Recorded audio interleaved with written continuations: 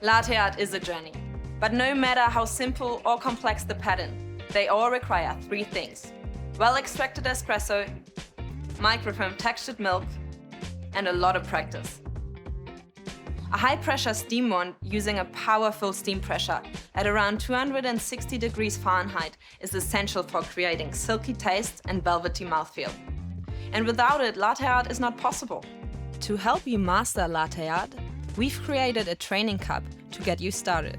The circular lines at the base indicate the espresso volume for a single and double shot. The curved line on the wall helps guide you when pouring microfoam. Let's see a demo. Start with the jug up high and tilt the cup to increase the surface area of the espresso, using the dotted line as a guide. Pour a thin, constant stream of microfoam to pierce the center of the crema. As the cup starts to fill, stop before you hit the line and tilt the cup more upright.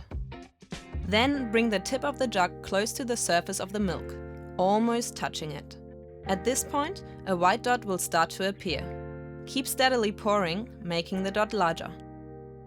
So you finished with the dot, but this is the first step in creating the heart, the tulip, and the rosetta.